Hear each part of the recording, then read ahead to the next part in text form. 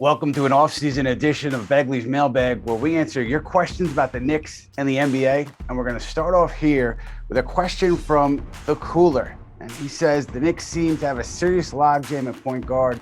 Do you see the Knicks consolidating point guards? And in the Cooler's question, he listed a bunch of players. I think, but you talk about point guards for this coming season, you're talking about Jalen Brunson. You're talking about Emmanuel Quickley, I think more of a combo guard. Derrick Rose can play both on and off the ball, and Miles McBride, who has played on the ball, a little bit off the ball. So I think, there are ways for the Knicks to figure out, to get minutes for these guys, maybe outside of McBride. I think, there's going to be one of these players that's outside of the rotation. But when you look at Quickley and you look at Rose and you look at Brunson, Cooler's right. They're all undersized. So I wonder, how that would impact the shooting guard position when those guys are on the floor. Do they want a more defensive-minded shooting guard? Do they want a player who's bigger? If you're facing bigger backcourts, that player can help you out defensively. So it's an issue that they've got to sort through. But I think that as we stand right now, I would assume that Quickley, Rose, and Brunson find a way to get minutes at the lead guard spot. Got another question from B. Murrah, and B. Murrah says, could this be considered a make or break year for Tom Thibodeau and Julius Randle? Make or break, I think that's a big pronouncement to make at this point. But I think with Tom Thibodeau, we know what happened last year. We know the club underperformed for a good portion of the year. So I think that it is incumbent upon he and the players to really get off to a strong start here.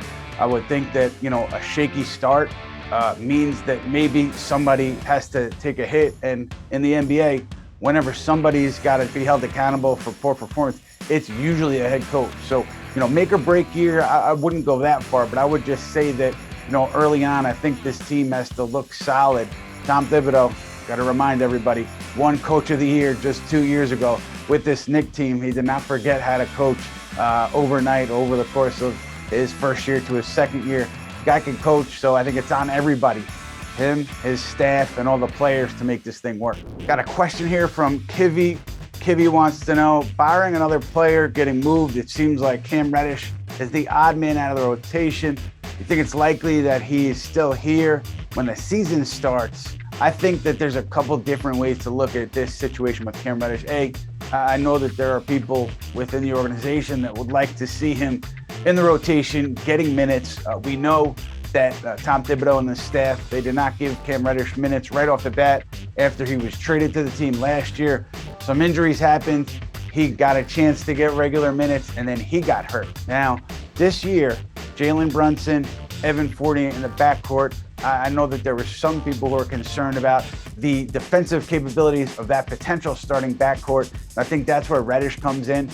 If there's a way for Reddish to get into the rotation, because Evan Fournier is out of the starting five, does RJ Barrett move to shooting guard and Reddish moves into starting position? I don't know. I would think that though options are on the table in terms of what that starting lineup is going to look like, and depending on how that shakes out, maybe Cam Reddish finds his way into the rotation, but there's no direct path for him right now. And to me, that's a little bit strange again, because you trade protected first and Kevin Knox for Cam Reddish, a talented player, and you would think that he's going to get minutes at some point with this team.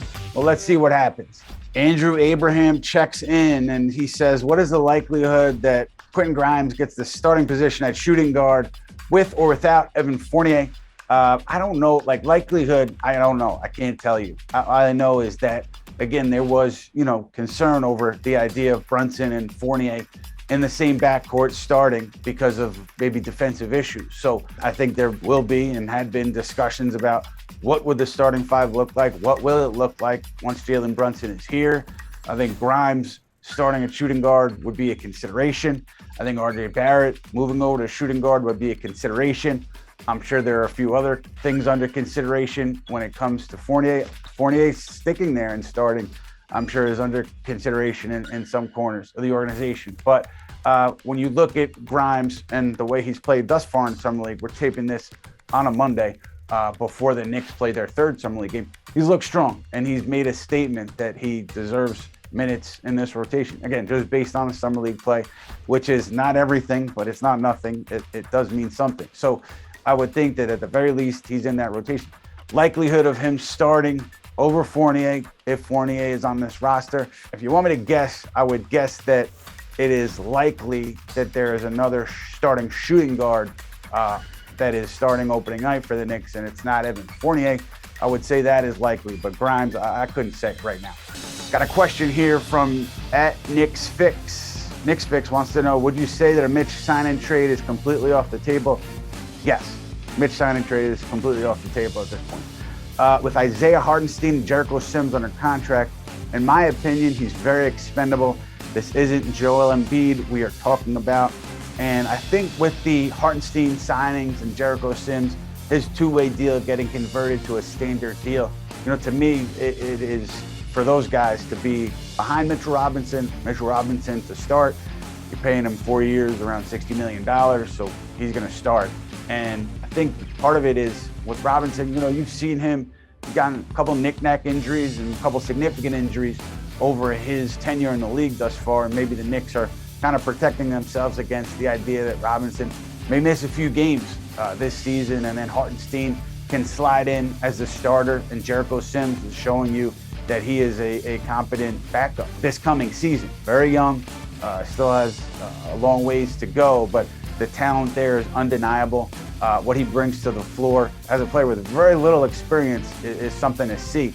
So the Knicks, I think they know they have something there. That's why they signed him to a regular deal. But I do think with Hartenstein and Sims, it's about protecting yourself if Robinson is out for an extended period due to injury this coming season, more so than it has anything to do with the Knicks' lack of faith long-term in Mitchell Robinson.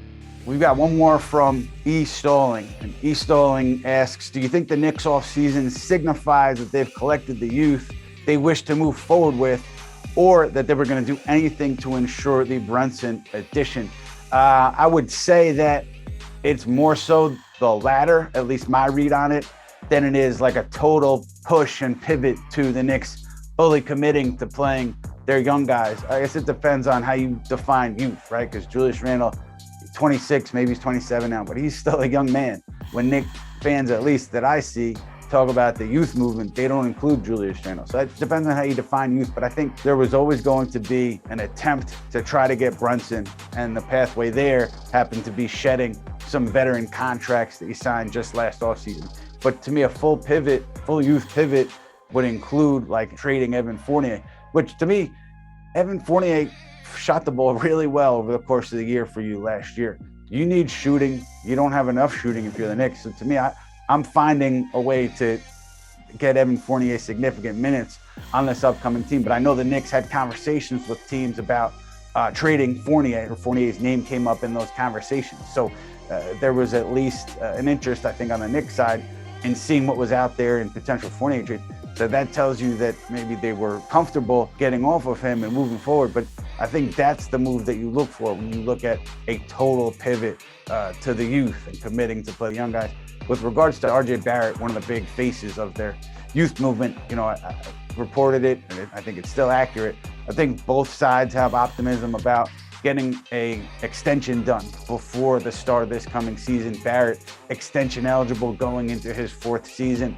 I'm sure that there's a number that one side wants and a number that the other side wants, and maybe they meet somewhere in the middle at a number that everyone's comfortable with. But I do know that at least dating back to a couple weeks ago, and I think it's still true today, there was optimism on both sides that something could get done between the Knicks and Barrett on a rookie extension. That's it for this edition of Begley's Mailbag, but keep those questions coming, and we'll be back with you guys soon.